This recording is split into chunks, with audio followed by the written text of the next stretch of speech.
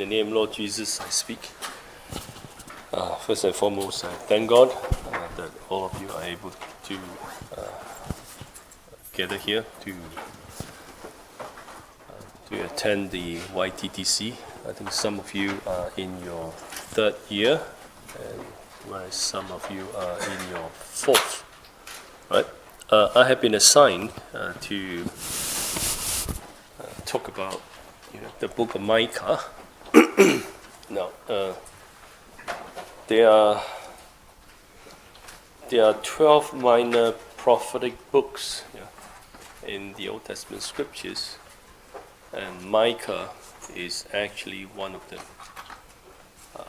How many major prophetic books are there in the Old Testament scriptures? How many of them?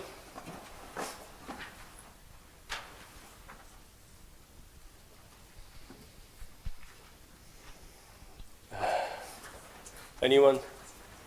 How many are there? The major one, the huge one, the big one with a lot of pages. How many? Hey? Speak with confidence, man. What are they? Isaiah, Jeremiah, show me. Ezekiel, Daniel, any more? Lamentation, is it part of the major one? It depends on how you classified it, isn't it? Okay, so basically these are the major ones. Right? Now, when we study Micah, obviously you need to first understand, the prophets who worked together with him in those days. Okay, who are they? Who are Micah's contemporary workers?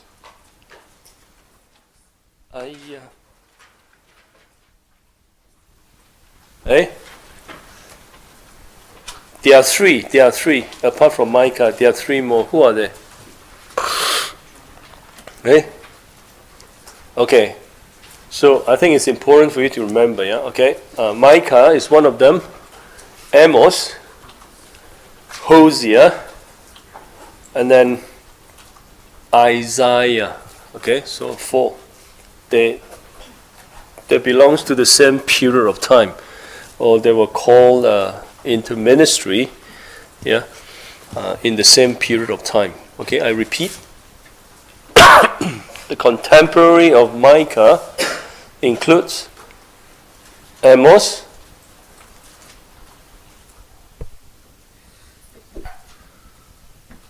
Hosea, Isaiah. Thank you very much. So, total there are four. Okay. Now, I want you to first read verse 1, Micah chapter 1, verse 1. Yeah.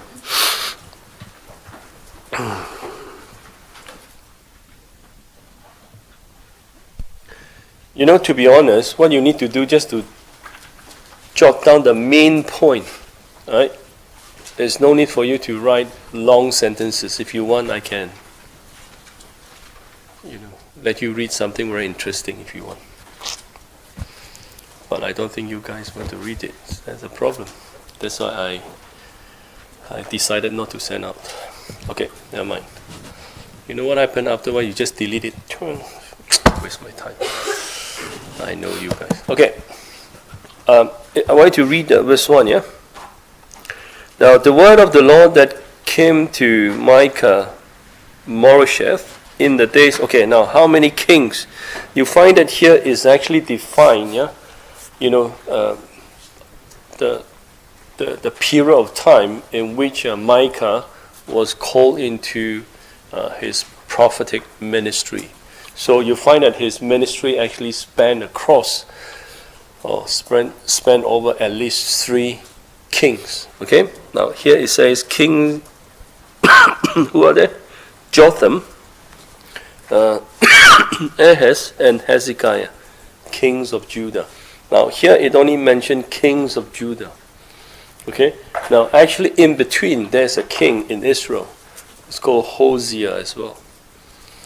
right? It's not the same prophet. This one, Hoshea with a H. Hosea, Hosea, that's a prophet. You understand what I'm saying? The king, if it is Hoshea. Okay, now, if you want to know more about the background of these kings, then you need to read Second Chronicles, yeah? Just to double check. Turn to chapter, where is it? Okay, now, class, turn to Second Chronicles chapter 27, yeah?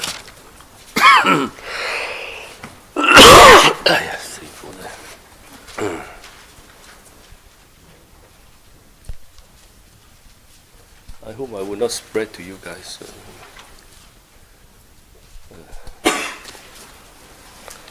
Use a mask. Maybe it's better.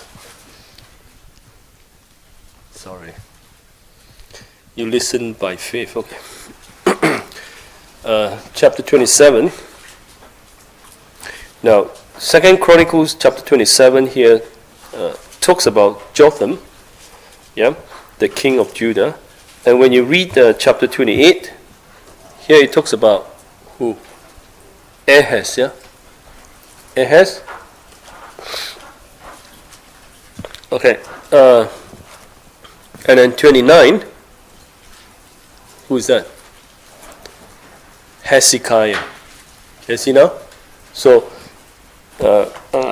basically, when Micah came into the picture of what? Of ruling or of prophesying to his people, it was during the time of Jotham, Ahaz, and Hezekiah. Is it clear? Right now, so if you want to know a bit more about the background, of the time in which he was the prophet, then obviously you need to read through all these chapters. Something that I've forgotten to tell you to do. It's so unfortunate. Because by reading through all these passages or chapters, or try to understand, the background better, it helps you understand what? The ministry of Micah. And you find that actually it was not easy at all for him, okay, to do the work of God. Because of the corruptions in those days. Right? Now, and you also find that actually these three kings, after all, not all of them are bad. Right? Jotham actually was quite good. Okay, if you look at chapter 27. Now, the only bad guy here amongst the three is who? Ahaz. This is a bad guy. Right? Now, Hezekiah, when you look at Hezekiah, he was quite good as well. Now, I tell what, when we come to the chapter proper, probably I will give you a very brief run through of all these three kings, right? To give you some ideas of who they were, what evil or what good deeds they had done, okay, to the kingdom of God. To the people of God. Is that okay? All right. Now, I tell what, because studying minor prophetic books is not very simple. Okay, that's why I have prepared a set of guidelines to help you understand. And again, I said if you are interested, then I can give you. If you are not keen, then it's fine with me also. No problem. Okay? But if you want to get it from me, then I expect you to read it. If you don't have any interest in reading, then it's fine with me. Is that okay? Yeah? Alright. Now, when we study the minor prophets, there's one thing that I want you to bear in mind. You find that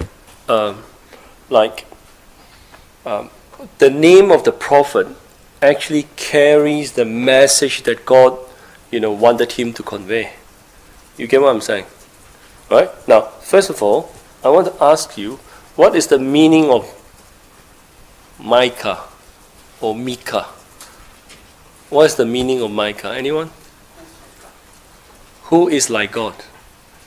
Okay, that's correct. Who is like God? Or who is like Yahweh? Or who is like the Lord? Lord.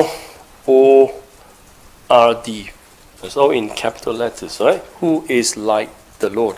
Now, can you find the message? Yeah? The message in the book of Micah, which actually conveys the name Micah. Chapter? Yes, that's the one, yeah.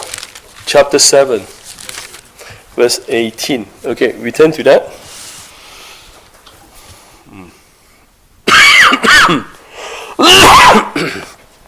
Okay, chapter 7, verse 18. Now, who is a God like you, pardoning iniquity and passing over the transgressions of the remnant of his heritage? He does not retain his anger forever, because he delights in mercy. Okay, now, who is a God like you? And that is the what? The meaning of the name Micah. And that is the message that Micah had carried, to the people. Right? To allow them to understand no one is like God in terms of what? Pardoning iniquities, in terms of forgiving sin. Now, that's why you find that throughout the book, it's like the prophet who has been given the message from God, to point out, the wrongs of the people one by one. Okay? Now, the main thing here is this. The main thing here is this. For God to pardon the sin of someone, then he or she is required to understand where he or she has gone wrong. You get what I'm saying? And so that this person can draw close to God. Yeah? And in this way, you find that God would what? Would pardon the person's sin. Okay? Now, you find that there is no other way, to be honest, for us to to turn back to God, right? And to receive this, we said, miraculous forgiveness of the Lord. Now, we find that this pardoning is not just a pardoning happened in the time of Micah. Now, one thing we need to bear in mind when we talk about the Old Testament prophecy, it actually points to the future. Yeah, point to our time. That's why I think you have done what? You have done, have you done baptism already? The doctrine of baptism? Yeah, doctrine of baptism. One of the verses that we use from Micah is which one? 你冇嚇我啦，咁都唔知。Chapter? Manda, what is saying? What? So, let me see. Correct now. Okay, now 7 verse 19. Okay, chapter 7 verse 19. He will again have compassion on us and will subdue our iniquity. You will cast all our sin into the depths of the sea. Okay. So you find that.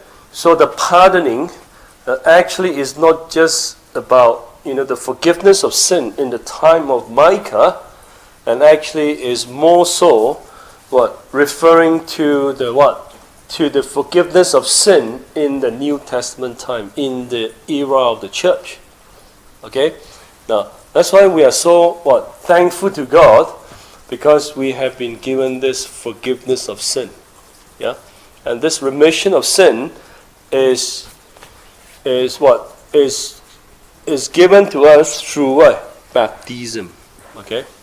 Now, obviously, there are more to this. Yeah, we'll discuss a bit more. Okay. Now, before we study the book, now there are some basic principles that I want you to bear in mind when you study the book or any minor prophetic books. Sometimes you find that when you study the book, it's like, the content of the book it's like has nothing to do with us. It's so remote, okay? It's so remote. It's so far away from us. It's like we cannot really connect ourselves, to the situation at the time. We didn't really understand. We don't really understand, why the writer, worded the message in the way that he did. It's very hard to comprehend, okay? But if you have this set of principles, as far as I'm concerned, then perhaps you will be able to understand the message better. Okay? Now, when you study the Old Testament scriptures, there's one thing you need to bear in mind.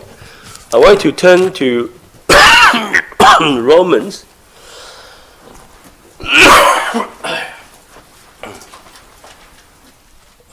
Romans chapter 15.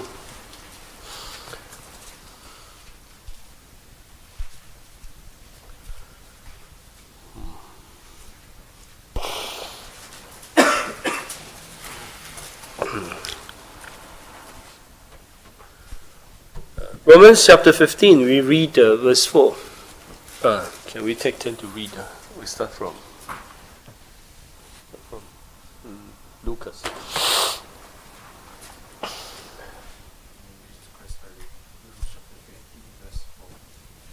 Whatever things were written before were written for our learning, that we through the patience and comfort of the scriptures might have. Okay, now here we are told that whatever things were written before, meaning the Old Testament scriptures. In the times of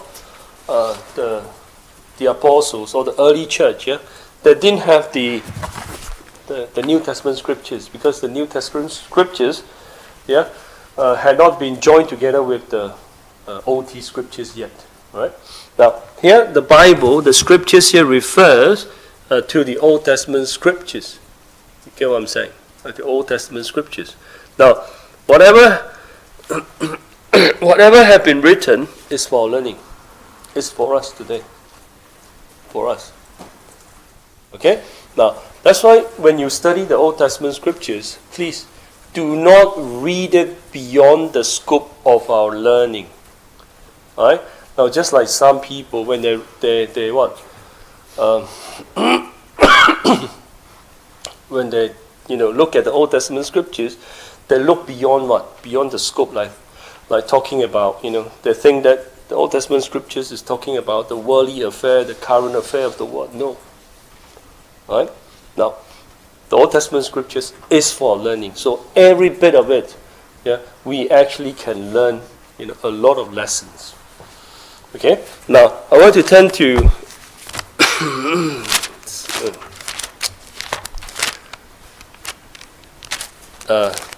what is it? 1 Peter.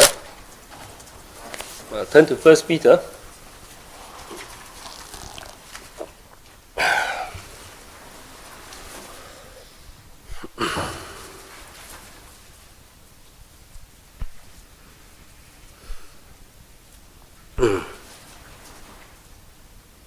We can read from verse 10 and verse 11. You're next to read chapter 1. Verse 10 and verse 11. Verse 10. Starting with the prophets have inquired and searched carefully.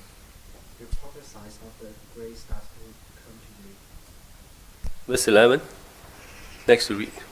Verse 11. Searching what manner of time the Spirit of Christ who was in them, was indicating them testified beforehand the sufferings of Christ and the glories that would follow. Verse 12. To them it was revealed that, not to themselves, but to us they were ministering the things which now be reported. To those who have preached the gospel to you by the Holy Spirit sent from heaven, things which angels desire to look into. Now, this passage basically talks about salvation, the salvation that would come to us, right? Come to our generation. Obviously, when Peter was talking about this, he was referring to the church at the time. But it also refers to us today. Okay, now here you find that concerning this salvation, the prophets here refers to the Old Testament prophets who have searched carefully into the prophecies. Alright? Now, because this prophecy, or all these prophecies, are about what? Christ, His church, His salvation, His grace. Right? Now, so when you study the Old Testament scriptures, especially the prophecies or the prophetic books, you need to have this in mind. Right? It's about the church. Well, as far as we are concerned, the prophecies are about the church. Is that okay? You get the idea? Alright? Now, I want to read also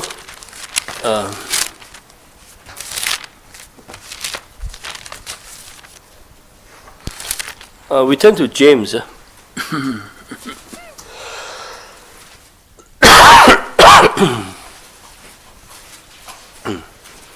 Now, James chapter 5.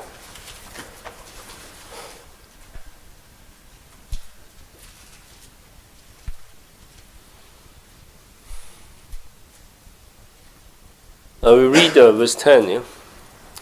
James chapter 5, verse 10. Verse 10. Yes. Brethren, take the prophets who spoke in the name of the Lord, and then that was sent. Now, here is an encouragement given by James to the believers that they must take the prophet as an example of suffering and patience. Now, so when you study the the prophetic books, not only you read into the message, you need to find out, the things that God had instructed the prophet to do. Right? Now, obviously, some prophetic books, we don't see this kind of accounts given. I think in many of the prophetic books, like Isaiah, the big one, like Isaiah, Ezekiel, and Jeremiah, you find that these prophets actually suffered a lot. Okay?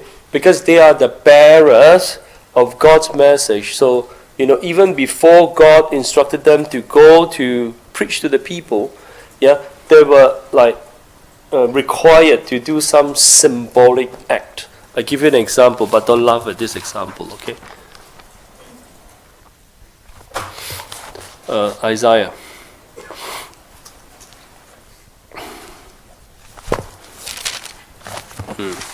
We read chapter 20.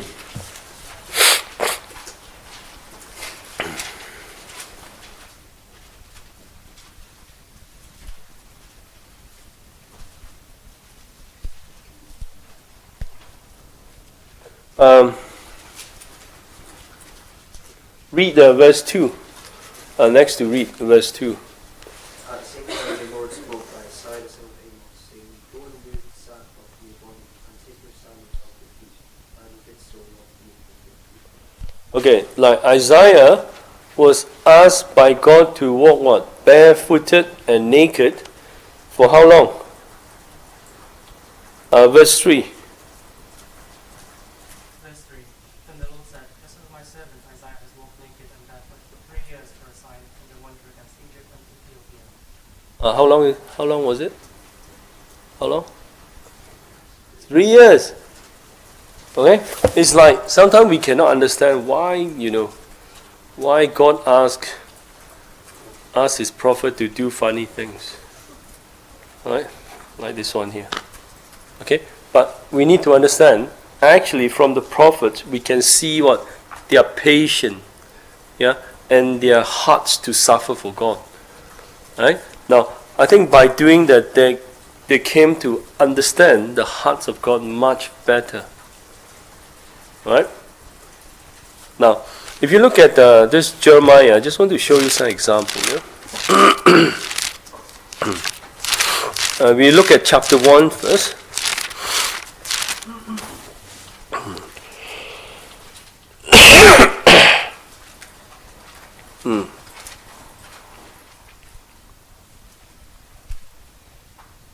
Okay, we read chapter 1 verse 7 and verse 8.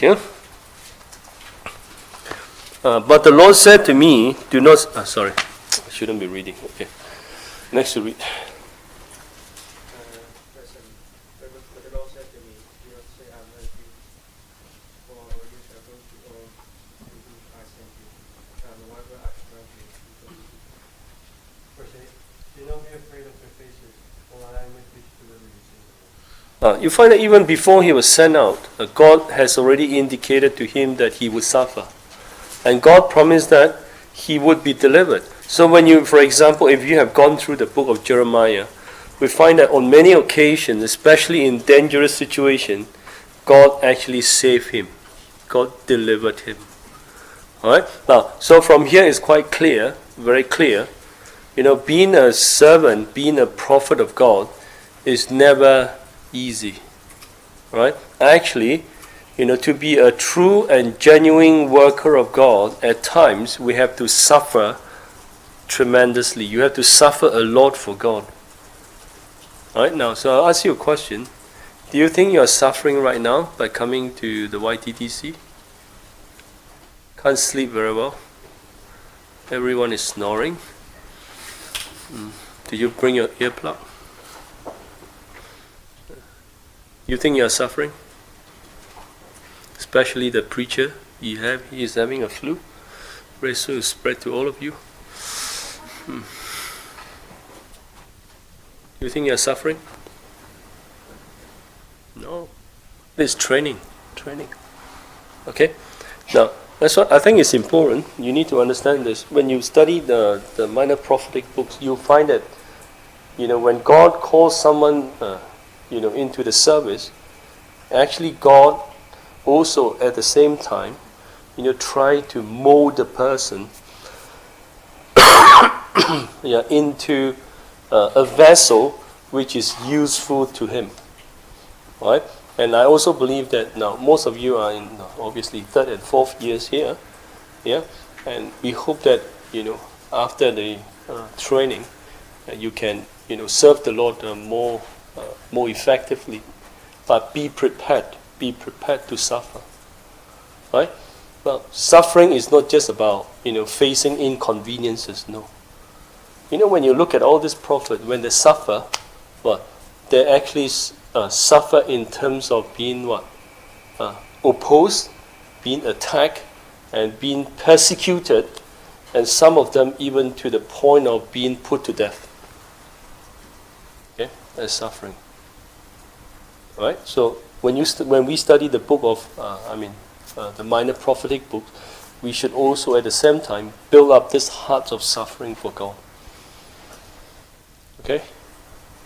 So you find that in this way, you will not simply just give up on anything that you think is not very pleasant to you, or is not very pleasant to your senses.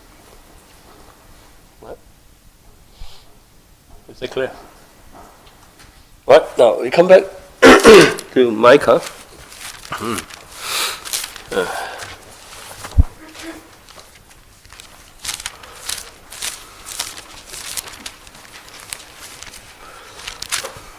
Now, I think there are terms. There are terms that we need to explain first, before we come into the. I will spend about 2-3 hours to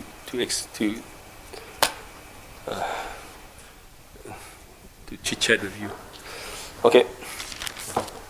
To introduce the book to you. Okay. Now, when you study the book of Micah, you see that there are terms, like places, that you need to remember, that you need to know their meaning. Okay. Now, I want you to look at the chapter 3.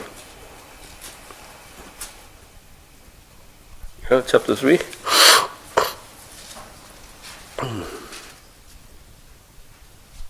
Okay, by the way, how many of you have read through the book? How many of you? How many? 1, 2, 3. I can't even see your hand. Why you hide? Raise your hand higher. Yes, like our brother. Right at the back. Okay. Now, look at chapter 3, for example, verse 12, yeah? Now, here it says, Zion shall be plowed like a field. Okay, now, turn to chapter 4, verse 2. You find that here again, the concept of Zion is introduced. Now, look at chapter 4, verse 7. Yeah? the Lord will reign over them in Mount Zion. Verse 8 also talking about the daughter of Zion. Right? Now, verse 10, verse 11, verse 13 also talk about Zion. So you find that this is a term which is repeated many times, showing to us that this is a very important concept to understand, to grasp. You get what I'm saying? Okay, what is Zion? I think I mentioned this before. What is Zion?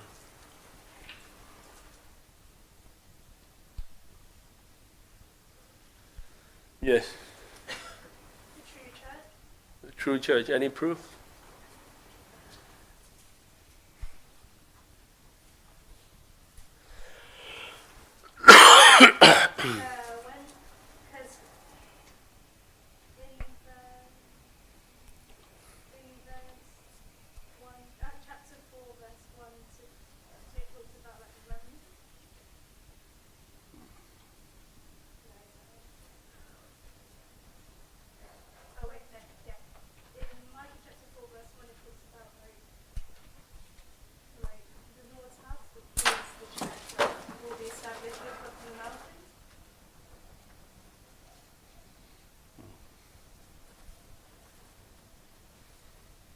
Okay.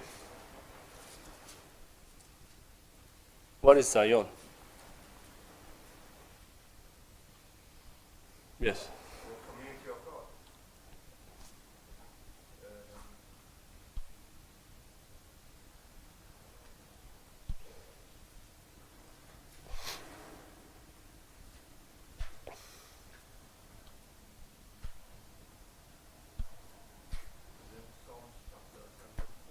Yes, turn to that, yeah. Psalm 74, very good.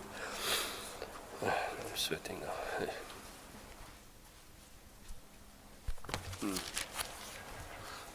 We look at verse 2.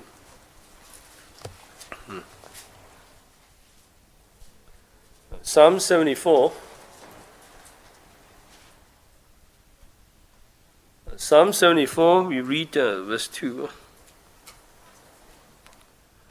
Now remember your congregation, which you have purchased of all, the tribe of your inheritance, which you have redeemed, this Mount Zion, where you have dwelt. Okay, so God lives in Mount Zion, and this Mount Zion refers to the inheritance of God, which He has redeemed. Right? That's the idea. It's like it's identical to what? To the definition given to the church in the New Testament time. Right? Can someone tell me what the church is in the New Testament time? What is the church?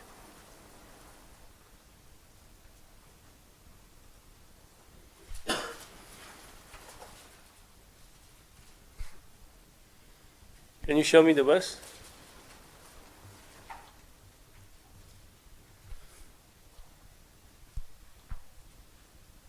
Sorry. Yes, Act 20:28. Okay, turn to that.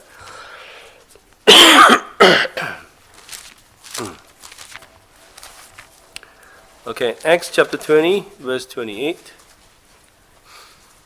Therefore take heed to yourself and to all the flock among which the Holy Spirit has made you overseers, to shepherd the church of God which He purchased with His own blood. Okay, now, so the church here, again, is a group of people whom God has purchased with His own blood. Okay, that's the church. Now, Zion actually is the church of God, or prefigures the church of God. Right? Now, that's why when you look at Micah, when Zion is mentioned so frequently, especially in chapter 3, chapter 4, right? Then you cannot look beyond the scope of the church. Okay? Now, remember the principle we talked about earlier on in 1 Peter chapter 1. Okay, the prophets of the Old Testament scriptures have been searching into what? Into the salvation that would come to us, the grace of God. Right? So obviously, Zion is about the church. Okay, this is one of the terms that you need to remember. What? Yeah, can anyone tell me any other verses that says Zion is the community of God, the community of people? Hebrews 12, yes. That is the church of the firstborn. Yeah? 22 onwards, yeah? 22 to 24, right? Because 24 talks about the blood. Okay. Old Testament scriptures. You know, class, these are important verses that you need to bear in mind. Right? Okay, now we turn to Isaiah.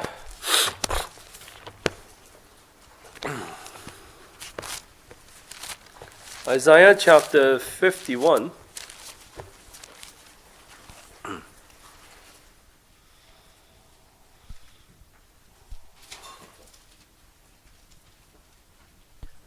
We read verse 16, yeah? Isaiah 51, verse 16. And I have put my... Okay, next to read. Who's turn to read? Sean.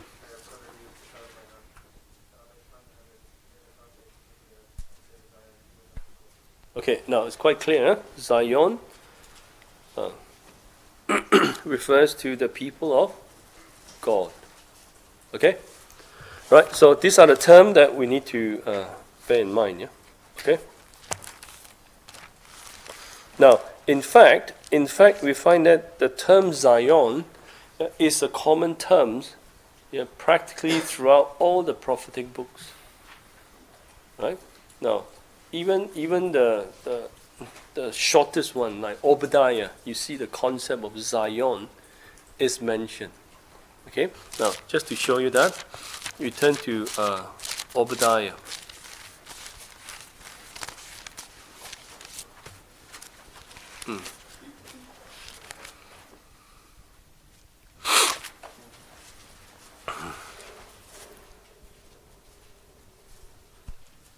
Look at verse 17 and then verse 21. Right? Verse 17. But on Mount Zion there shall be deliverance, and there shall be holiness. The house of Jacob shall possess their possession. Now, verse 21. Then Savior shall come to Mount Zion to judge the mountains of Esau, and the kingdom shall be the Lord's.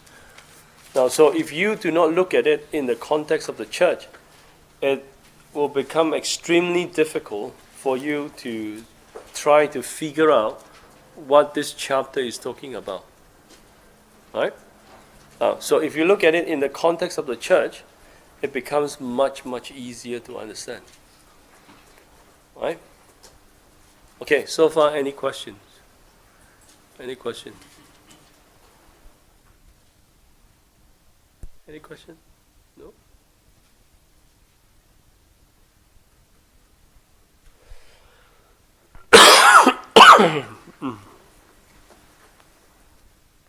No question?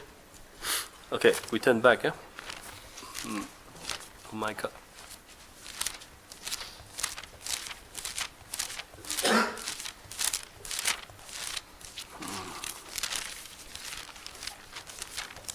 Can't even find Micah. Where's Micah? Can't find Micah.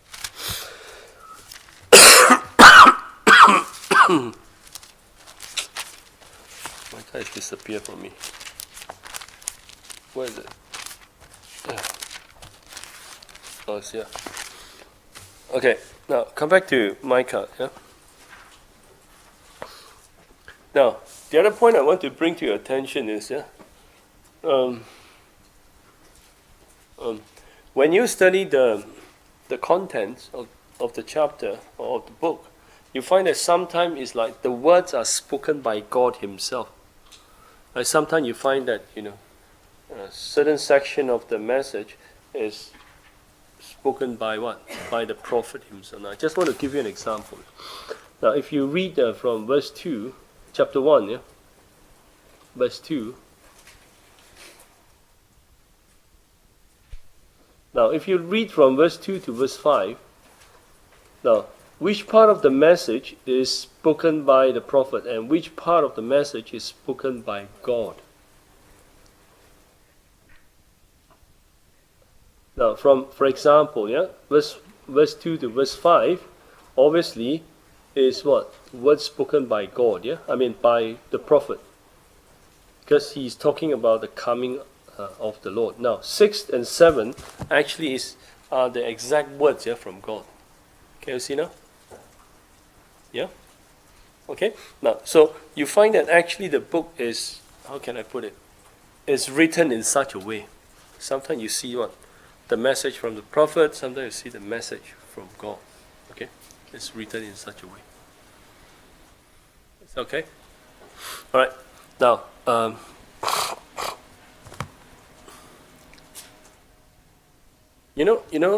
to me, Micah is quite a unique book. Now, I think if possible, I'm not going to tell you now. I want to read through the book again. I just want to give you an example, so that you can identify them. This kind of idea is scattered throughout the book. Okay, now I want you to read, for example, chapter 1, verse 8. Chapter 1, verse 8. Okay. Therefore I will wail and howl, I go stripped and naked, I will make a wailing like the jackals and a mourning like the ostriches. Okay, you find that this is what Micah has been saying throughout the book. So I want you to pick out all these verses, right? Okay, now by taking them out or by identifying them very carefully, then we begin to understand what kind of prophet he was. Right? You get what I'm saying? Right? Now, he received message from God. He received message from God because he understood that God is going to punish his people. Obviously, he felt so sad about it.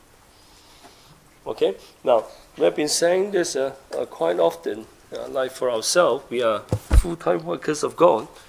And it's so easy to preach a sermon of condemnation or to preach a sermon of judgment or a sermon of rebuke.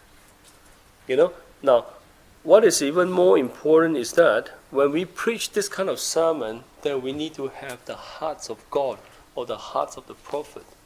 We preach not because we want to condemn, rather, the message is about the danger of falling into, the condemnation of God if we persist, in our own way.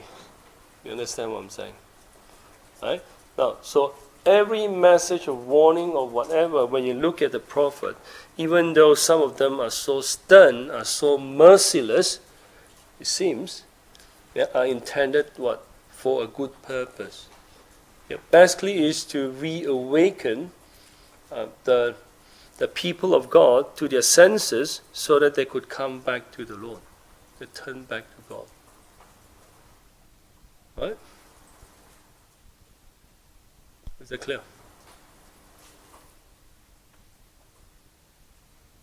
Okay? Now, so you find that in verse 8 that he actually cried. Right? Now, I want you to look at chapter 7. Chapter 7, yeah?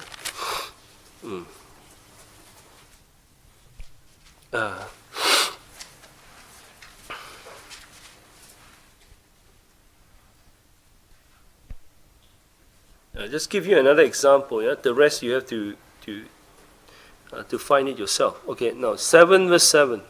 Right? Now this chapter is describing, how wicked the people have become. Right? Now look at the response of the prophet. Therefore, I will look to the Lord. I will wait for the God of my salvation. My God will hear me. Right? So you find that, in many difficult situations, Micah was very determined to do the right things before God. Okay, I think these are great lessons that we can learn from him. So please, when you read through the book again, please pick out all these important verses. Yeah, because they talk about the mind the mind of the prophet, and also it talk about the you know the emotion or the feeling of the prophet at the time. Right? Is that clear? Any question?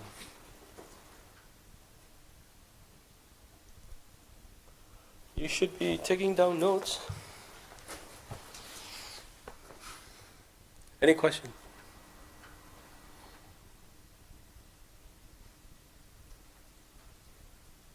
No? Okay, let's say a silent prayer.